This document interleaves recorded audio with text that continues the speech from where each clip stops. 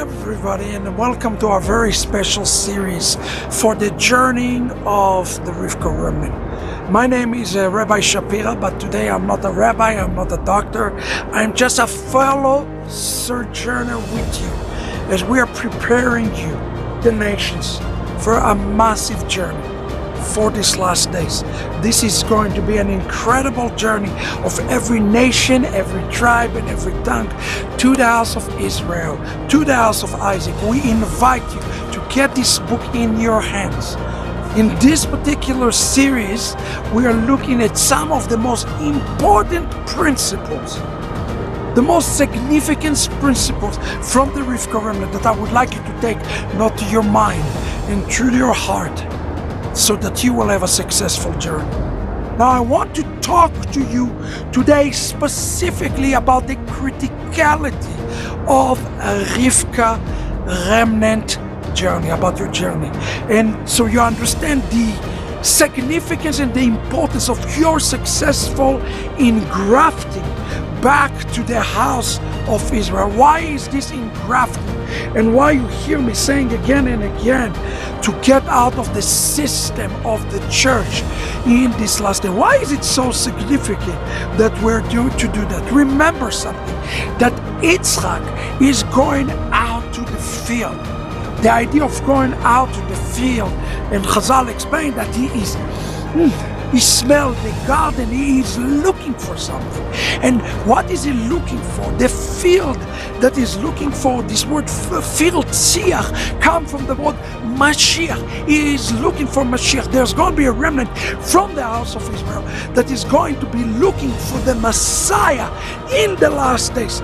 Those are the Jewish people who are going to be the remnant, yet they don't believe in the Messiah, yet they are seeking the kingdom of God. Now, understand something, that although Itzhak had everything in his possession, something is not quite right. Something is not quite complete. The tent is dim. The tent doesn't have the light in it. And the picture of redemption is the picture of the light, like we read in Isaiah chapter 60.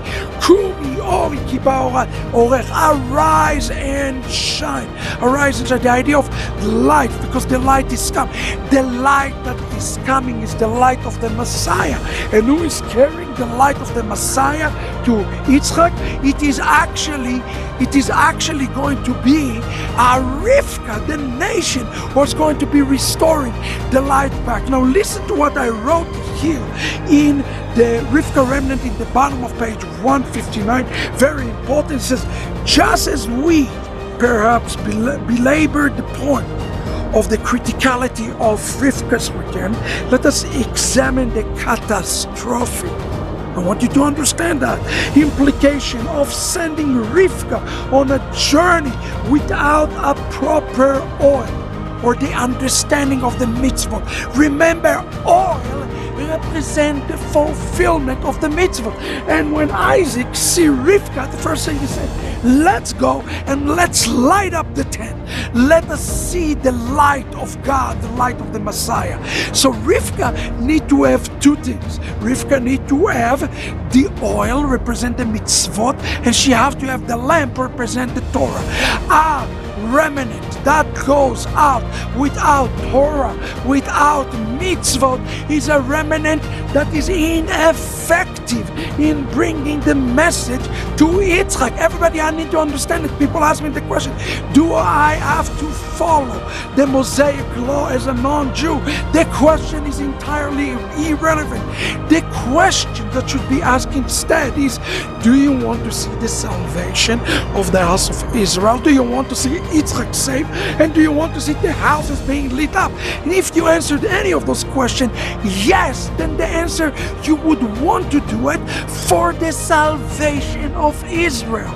Now listen to what I wrote in page 160, and the top it said, without attaining a lifestyle of Torah as a mode of transformation, the remnant will surely fail. The fullness of the remnant cannot take place without the fullness of Messianic Judaism, which is called to provide the tool of the remnant journey.